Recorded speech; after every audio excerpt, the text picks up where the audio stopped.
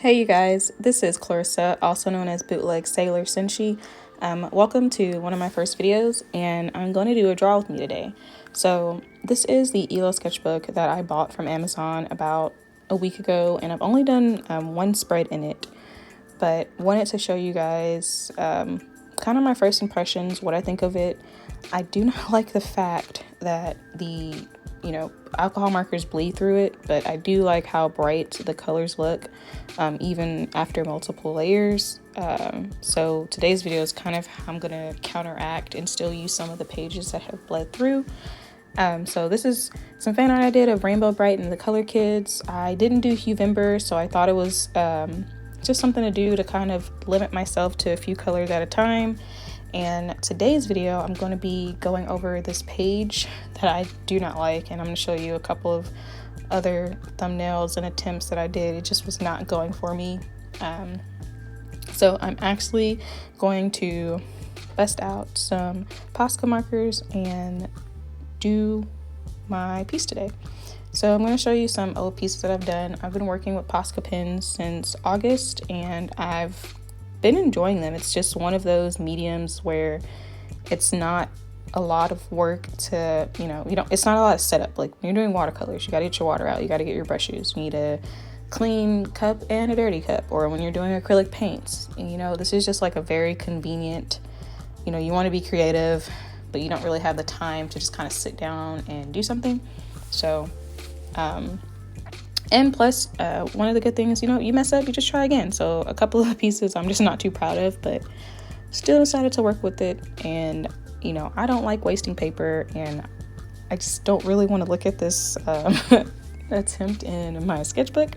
So I'm going to go ahead and grab me some gesso that I have and paint over the sheet and hope. So I'll probably do the next couple of sheets in some future videos because I really want to get to a fresh sheet and try to redo these Winx Club characters. So this is gesso that I'm using. Got it about a year ago from Jerry's Artorama, I think, from their website. And there was no method to my madness. I just literally just went over it. It took a few times, but it was something I enjoyed.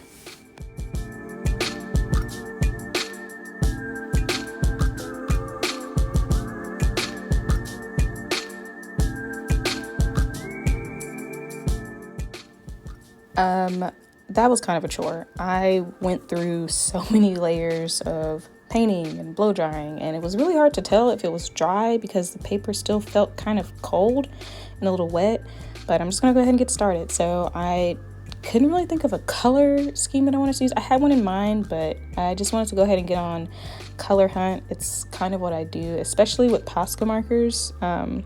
Coming up with schemes. I feel like I use the same color palette. Like I'll reach for pinks and blues, but I wanted to do something different this time. And I really like this kind of sunset vibe. But then I realized we don't get a really dark teal. But I still, decided to pick out some colors and swatch them. So I ended up using some of the orange, and I ended up actually changing the color scheme I wanted to use. I really like these swatches that I did, and what sucks is I didn't use any of them. So I'm just gonna go ahead and keep swatching for you guys.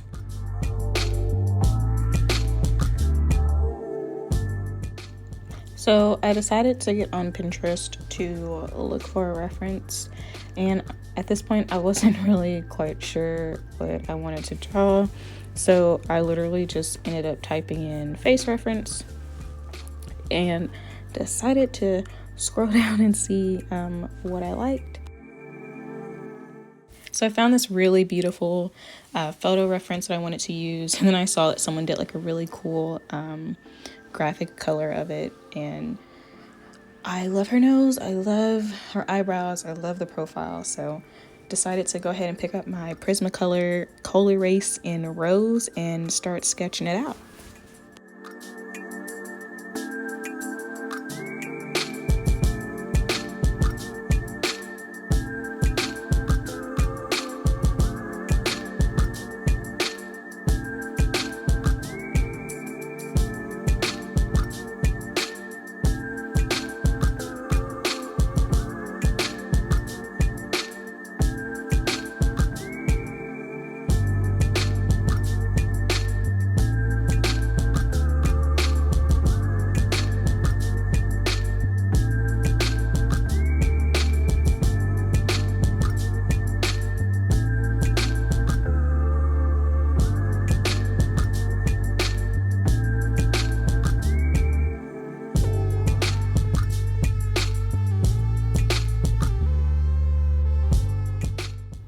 So in the reference, she had on this really dainty earring, but I bought these recently for my cousin and I was like, gotta go bold. I think that would look really pretty on her. So I decided to just kind of take the earrings as inspiration, and I ended up picking a new color palette that you're gonna see me swatch in a little bit.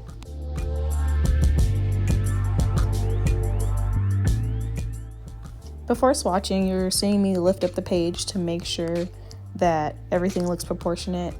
Recording a YouTube video is so much different than how I actually draw. I mean, if I drew the way I did, my head would be all in the frame. So I just had to make sure that everything was where it was supposed to be and wasn't looking too tilted because of the perspective that I was sitting at. But it was coming out pretty nicely.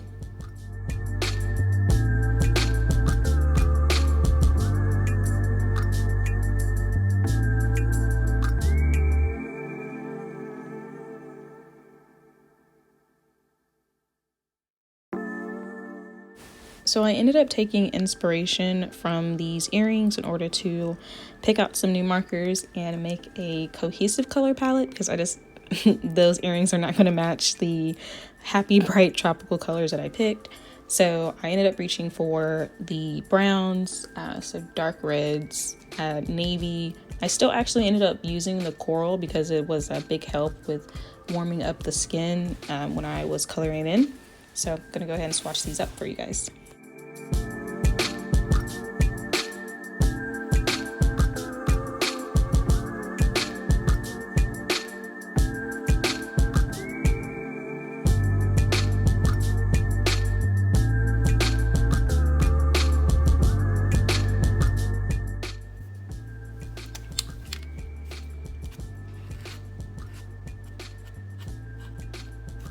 Whenever I use Posca, I try to, I didn't erase I usually erase my color erase, but we're not doing that today. I usually try to like black out shapes first, or do like my own little version of the line art, if that makes sense. And then we have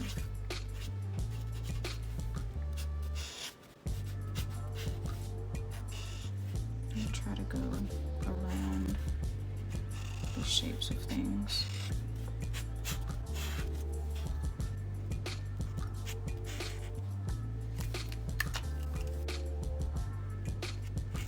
Okay, I'm gonna try to go for the shadows because it's gonna layer across all of these. That's what I'm gonna try to go for.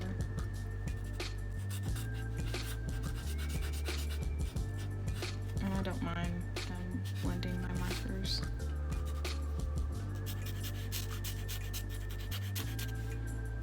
I think I'm gonna do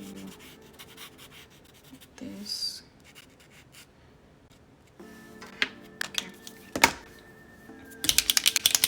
Okay. Now she kind of looks like a Titan. All right, now we're just gonna block everything in. And when it blends, it blends.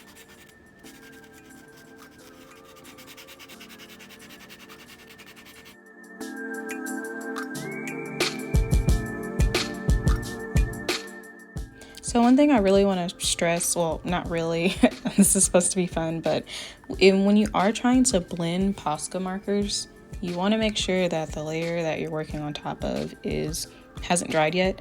So that did look kind of crazy in the beginning when I put down those orange and pinks next to each other, but I promise you, if you just keep layering and keep working with the markers, it helps. Another thing that I found out that works really well is where you place your strokes. So even if you're using like a color that is the same, that's pretty flat throughout, you can use strokes to kind of create a flow. So it's like the neck, we're going to go down in one stroke, and then you want to do curves for certain areas and contours of the face. And that's how I found has kind of helped me to identify areas on the face, like because she has some high cheekbones here and she has like a very defined nose. Obviously you can still tell that from the profile, but the shadows on the side kind of shows like how slim her bridge is. So I'm gonna do all the gemstones first and then go over them. And probably put it was actually this one that was green. This one's more blue. You know what? Artistic represent, you know, we're just gonna go for it. I'm not sure how to go about making a rose gold, but I'm afraid if I do this pink, it's gonna blend into her skin. So what I'm going to do is put this color down, and then I'm going to go ahead and just outline it with the brown. And I'm gonna move that color up here because since it kind of mixed, it's making more of a warmer, the pink that I kind of need. And then I'm still, even though this part of the earring's gold, I'm still gonna use the brown on top. Because on this one, use the gray. I think. It's just what so while you're waiting for certain areas to dry, I just kind of work in different areas. If you don't feel like waiting for them to dry, you can totally use a blow dryer. That's what I use sometimes when I'm feeling a bit impatient, but I just kind of jump around to different areas, and I'm still using the reference to kind of block out where the light is hitting her or how I want her eyes to look. She's got some really pretty deep set eyes, and I'm just kind of going around and trying to make sure that I'm blending the colors in. At this point, everything's dry, so it's really just about stroke placement and kind of overlapping. And I realized that the orange and the pink just wasn't giving me enough, I don't know, warmth, like, or it just needed something to kind of tone it down. So I ended up mixing it in with the light brown. And the cool thing about the Poscas was that the brown was picking up some of the pink, so it actually looked, it made like this really beautiful, I don't know, mauve color that kind of made the outline so much prettier than just using the regular brown. It really complemented the skins that I had already colored, and I thought it looked really nice.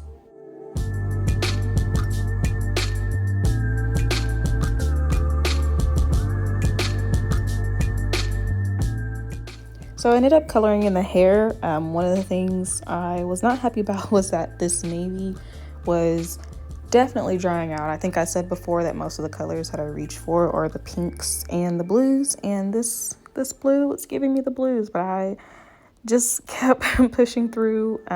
It kind of made it work to my advantage. It made it look a little bit more, I don't know, painterly, I guess, if that's the right word I'm looking for. Like, it's still kind of rough, and it's generally like the style that I go for when I'm using wet mediums.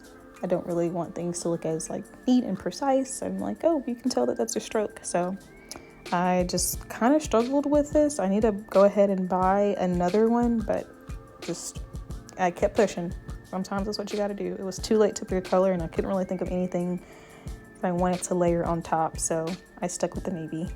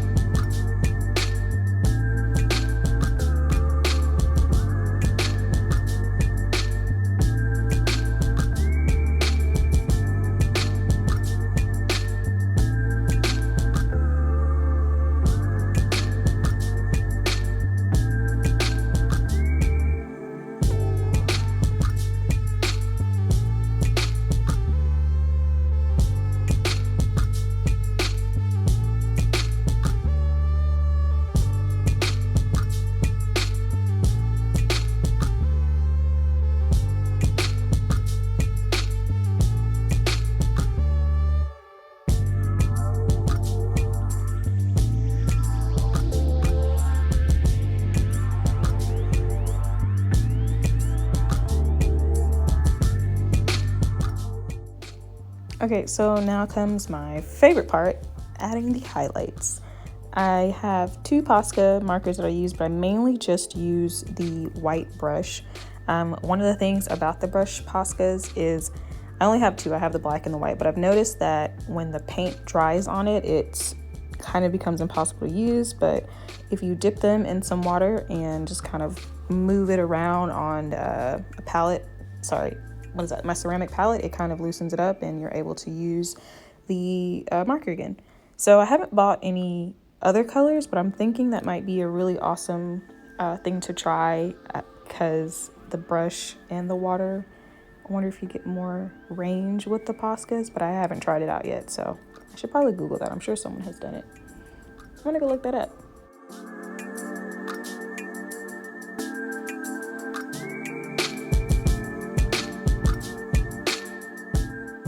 So now I'm just adding the finishing touches and I've completed the piece.